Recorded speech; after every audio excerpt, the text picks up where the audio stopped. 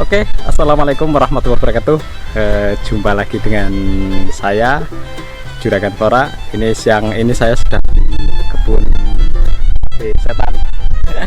Ini kebetulan lagi masa panen. Ini sebelah sana tadi lagi panen metik, itu ada ibu-ibu yang metik tadi. Saya lagi lihat jalan ini. Kemarin sini udah dipetik, udah habis. Terus ini jalan ke sana belum selesai. Sini udah merah-merah lagi, ini udah harus minta dipetik lagi. ya itulah seninya bertani. Jadi ya di samping kita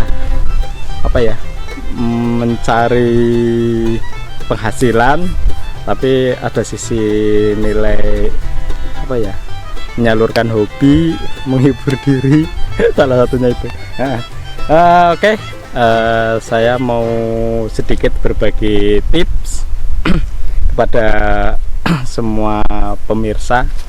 Ini kebetulan sekarang kan harga cabai, terutama cabai setan ya, ini kan harganya lagi sangat wow sekali. Jadi di pasar aja kemarin kalau kita beli ecar 1 ons itu 10.000. Jadi jatuhnya kalau per kilo itu 100.000 ya.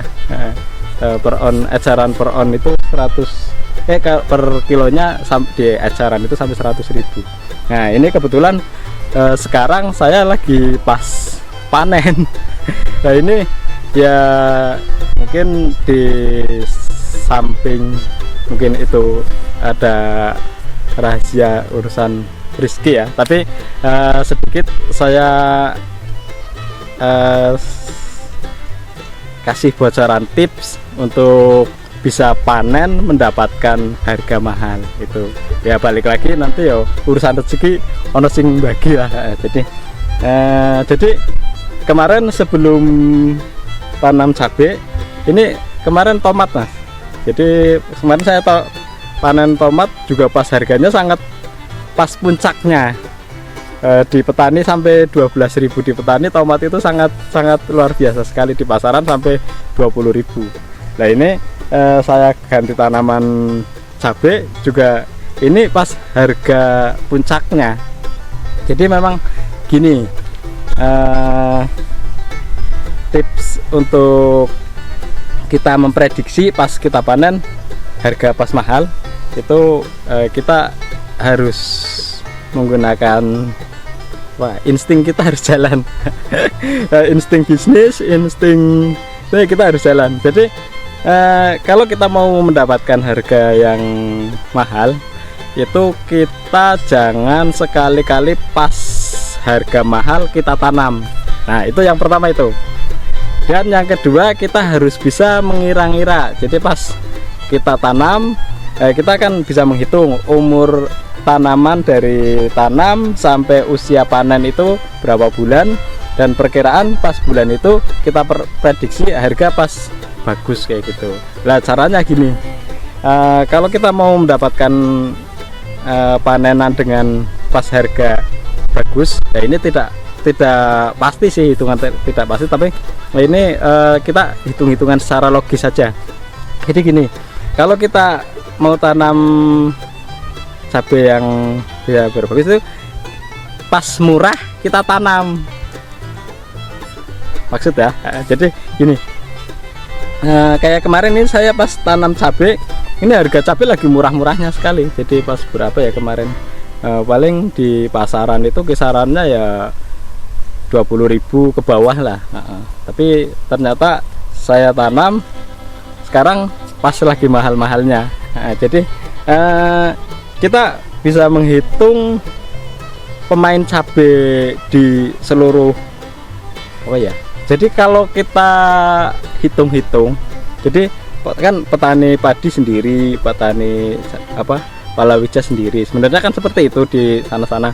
Jadi yang area padi itu jarang digunakan untuk lahan palawija. Jadi yang kita hitung itu kita memprediksi di luaran sana yang menggunakan lahan palawija, sekarang kita mengira-ngira ini lagi pada nanam apa sih gitu. Jadi kalau pas cabai murah itu berarti pemain-pemain yang biasa nanam cabai itu pada main semua.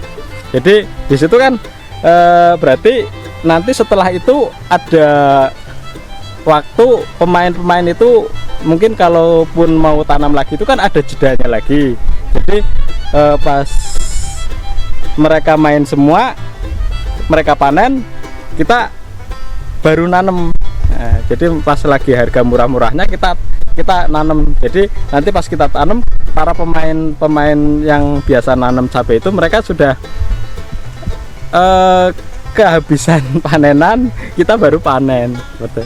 Soalnya kan kalau harga itu kan kita mengikuti harga pasar, dan harga pasar itu kan tergantung permintaan pasar dan jumlah barang yang ada di pasaran kayak gitu. Jadi kalau pas yang biasa main cabai nanam semua kemudian udah habis, itu kan otomatis barang kelangkaan barang di pasar itu, terus harga otomatis naik. Nah itu kita harus memperhitungkan itu momen-momen itu sebenarnya itu. Terus kalau kita hitung-hitung tiap tahunnya itu memang harga cabai itu harga bagus itu kisaran bulan November, Desember, Januari, Februari biasanya sudah mulai turun lagi. Berarti itu momen-momennya itu November, Desember, Januari itu biasanya harga cabai memang bagus. Nah itu untuk mendapatkan panenan di bulan itu berarti paling tidak kita nanam itu di bulan antara Juni, Juli, Agustus. Nah itu kalau kita mau tanam cabai dengan perkiraan harga yang bagus, itu kita tanamnya antara bulan Juni, Juli, Agustus.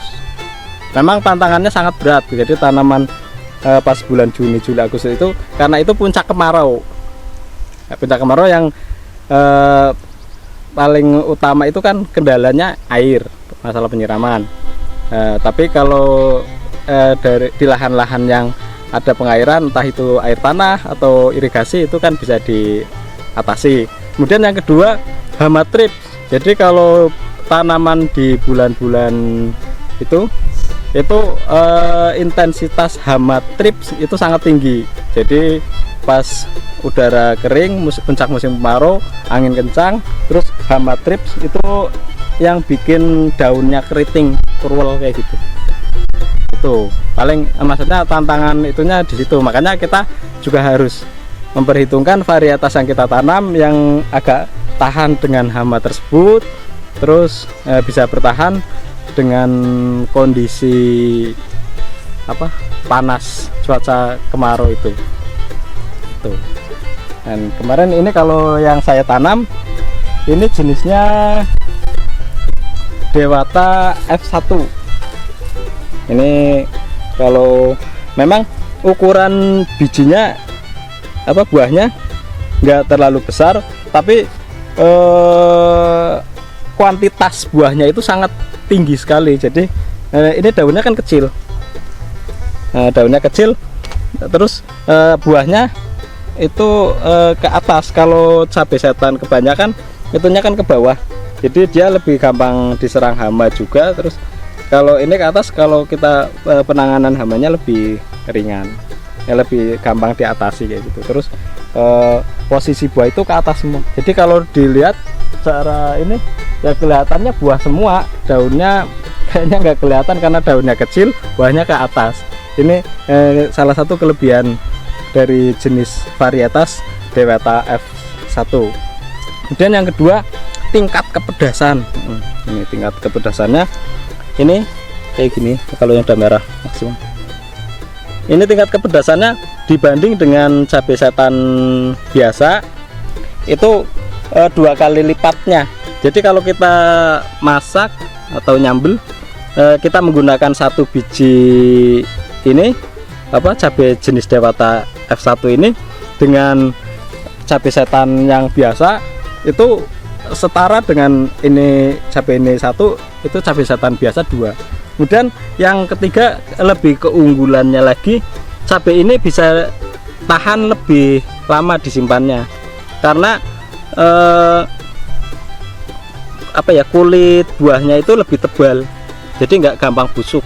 Jadi kalau kita jual ke pengecer itu pengecer lebih tidak berisiko menanggung tingkat kerusakan atau busuk buah kalau terlambat terjual. Makanya ini banyak diminati para pengecer, pedagangnya, dan juga konsumennya juga senang karena lebih irit hitungannya. Jadi kalau cabai setan biasa 2, ini paling 1, jadi hitungannya lebih irit. Oke, nah itu mungkin itu sekedar tips ya dari saya untuk para pemirsa semua yang penghobi atau memang pelaku tani itu, sedikit tips agar bisa mendapatkan harga yang bagus, yaitu tadi seperti itu. Oke, nanti next kita bikin konten yang lebih asik lagi. Ini selain tanaman kebun cabai ini juga saya ada tanaman-tanaman lain, ada kebun anggur juga, ada tanaman-tanaman buah yang lain juga. Oke, assalamualaikum warahmatullahi wabarakatuh.